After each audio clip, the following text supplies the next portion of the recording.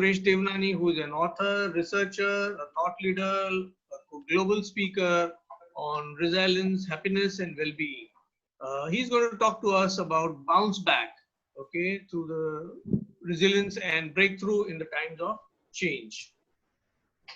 Dr. Suresh. Hi everyone, thank you for staying on so late. Today's topic is bounce back, resilience, and breakthrough in times of change. So I would like to start with the intention of the day, which is positive within me, is protecting me and uplifting my optimism. And I feel a lot of us right now need the optimism because we are going through this challenging period, which is taking a toll on many of us health and well-being. So how is COVID-19 affecting you? Now think about this quickly. It could be at home, it could be at work. So this is a quick question. Are you feeling scared, helpless, calm, or optimistic? Share with us, please, your thoughts. See, in most cases, most people are quite afraid. And this is actually on a rise because when we see our family members dying or even co-workers dying, this is affecting our mindset and it's affecting our work as well. So in a way, we are being pushed both left and right, like a doll, like this Daruma doll, which is a Japanese doll, which is known to bounce back. So that's why my topic's about how to bounce back during these times of difficulty. So the topic I'm really going to talk about today is resilience. In Hindi is Shen Shakti, which is the ability to bounce back from life's inevitable disappointments, failures, and pains. And actually, this is built in us, but we just have to awaken it again. And this is a video which will explain to you what resilience means.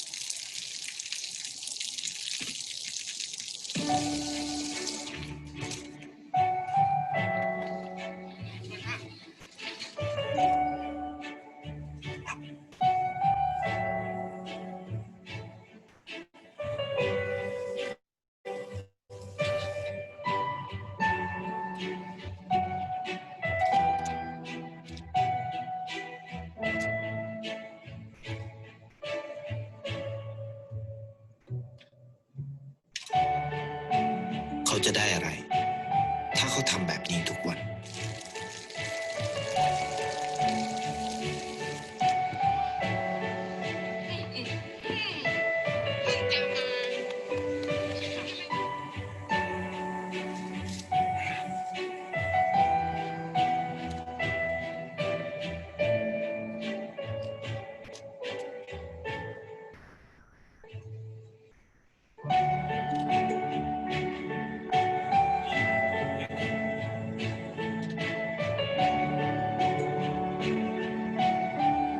เขาจะไม่ได้อะไรเลย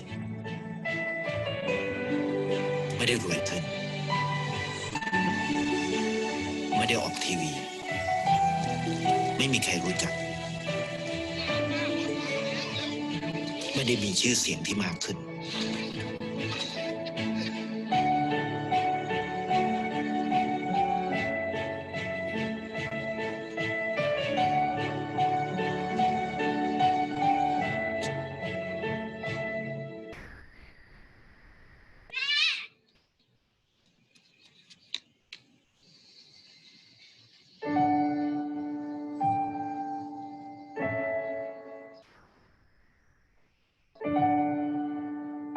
เพราะสิ่งที่เขาได้คือได้แค่ความรู้สึก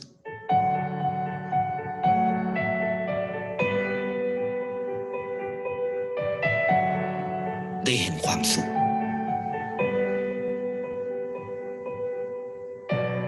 ได้เข้าใจ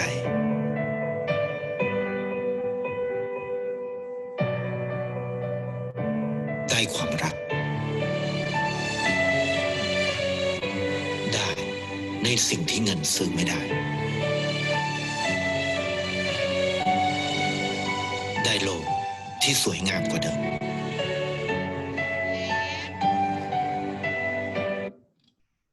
As you've seen in the video, this is what a resilient personality is. He's there to support socially, ability to self-calm, exercise and self-care, ability to self-plenish, emotional expressiveness, non-judgmental, is optimistic, lives on hope, has a mental toughness, and a sense of coherence. Wouldn't you like all your employees to have these kind of talents? These are the 4 ways which you could easily increase your own resilience. Learn to reframe in the way you think. Get adequate sleep. Sleep is crucial. I don't have time to explain to you why sleep is important, but it is important. Find a substitute for sleep. So do some kind of reflective exercise, meditation, or something that calms you. These exercises are known to be even deeper than sleep. And explore the power of positivity. Let go of all the thoughts that you are building up in your mind that are limiting you. Learn to break through from those. So this is how we could place resilience at work. And these are the benefits. Resilience helps to build accountability, the agility, and the attitude of people working there. Wouldn't that be important? Wouldn't that be nice to have people who actually have these moral values that uplift our spirits and look at the bigger picture? So these are the benefits of resilience work. So you can see that people be more authentic, the cooperation levels will increase, we'll have a better perspective of what we are looking forward.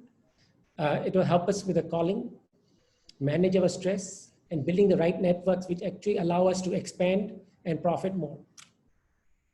So this is a method that after 20 over years of research, has come about, and I'd like to share about it with you. This is a video about me.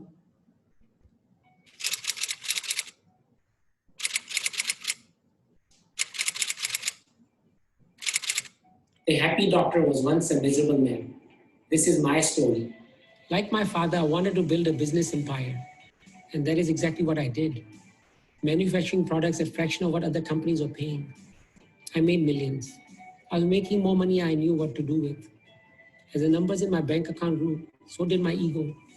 Working nonstop, I eventually hit my burning point, spending little or no time with my family. This lifestyle led me into a continuous downward spiral, depressed, anxious, and suicidal. One day I realized that I was investing my time in the wrong things. Losing money made me happy. And I learned 3 important values that I now swear by. Be courageous. Help others wholeheartedly. Be kind and generous. This all helped me to find true inner calling and become the happy doctor. My mission is to help you realize that happiness is not an item that you can buy. No amount of money can make you happy.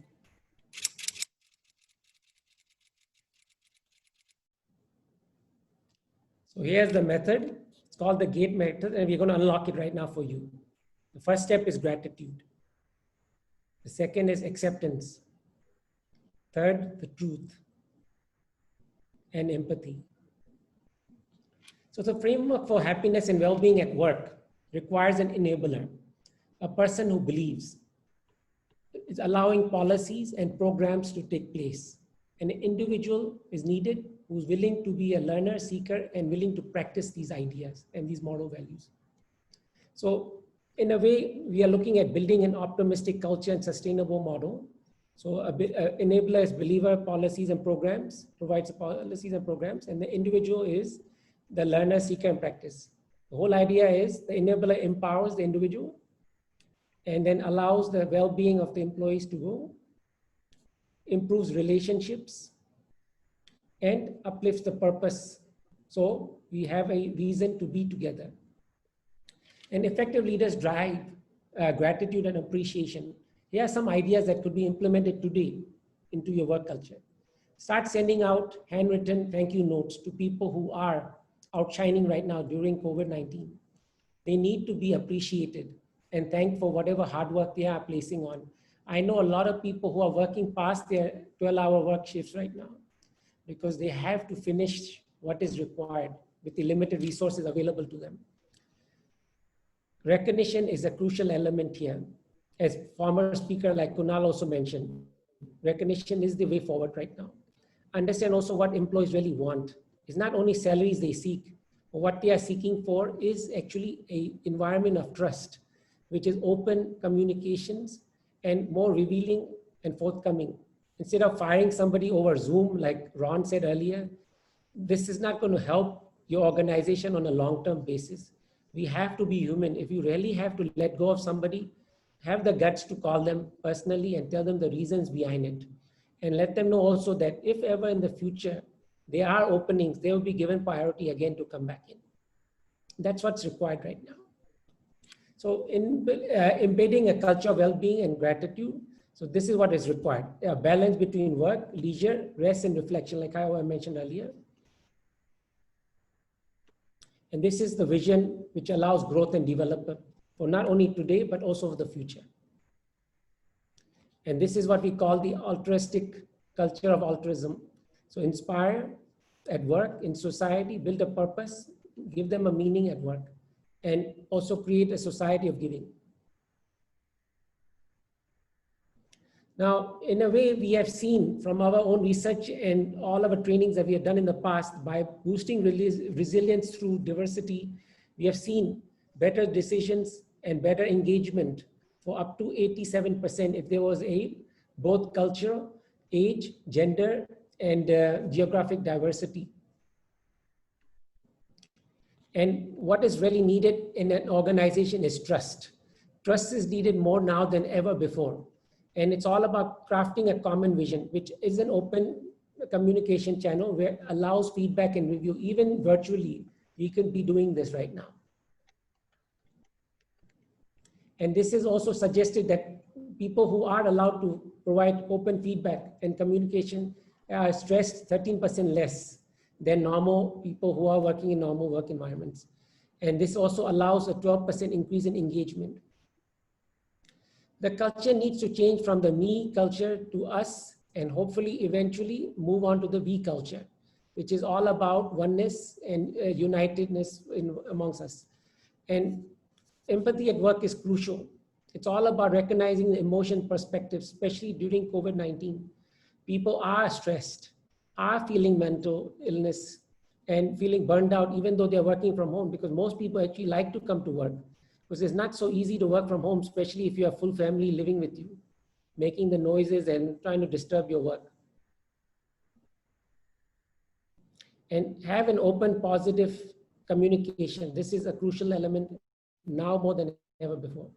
And these are some simple ways how you could implant empathy at work. Start listening to others. Listen to them carefully. Don't just listen for the sake of listening. Treat others nicely. Treat others the way you would like to be treated. Be nice to people and smile at them. We can do that even virtually. Smile.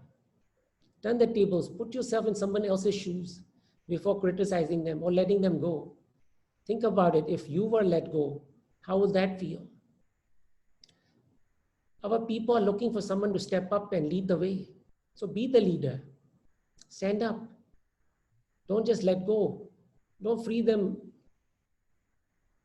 These are some of the results based on the happy and resilient programs that we provide to companies. We have seen an upturn of 300% more innovation, higher retention levels, increase in sales, increase in productivity, 125% less burnout, 66% fewer sick leaves, 51% less turnover. Wouldn't that be something your company would need and require right now more than ever? The whole idea behind resilience is we should know and understand that we are all one heart of the same company. And if we don't beat at the same pace, something is going wrong, and we will fail eventually through this difficult pandemic. So I'm here of service to you, and service brings to me true happiness for me as well. So wouldn't it be nice that you connect with me later? These are some of the people I've worked with. These are some of the results, but I'm kind of short on time. I'm not going to read them. I know we have gone through over 20 years into this field, and we have had proven results. So I would love to see more of you connecting with me. So here are my details. This is my website, and there's my email address as well. Thank you. Thank you, Suresh. It was a wonderful session, and I'm looking into the QA box and the chat box. There aren't any questions. Okay, there is one. Capitalists fall for happiness. Okay, let me answer. Yes, yes, eventually. Capitalists, I was a capitalist before. If you heard my story, I was running behind money only. Eventually, I became the happy doctor. So I do believe that even people who are materialistic will eventually seek happiness. And there's a question right now, how can one define happiness? It really doesn't have a definition, because what is happiness to you might be very different to somebody else. It's a very individualistic kind of requirement. And as you saw the video earlier about this man who enjoyed giving to the poor, feeding the dog, helping innocent people, or even taking care of the old people, that was happiness to him. So what is happiness to you? That should be followed for you. Thank you so much. Thank you for your valuable time. Very impressive. Thank you. Thank you. Always, like always. Thank you very much. Thank you, everyone. Thank you, Suresh.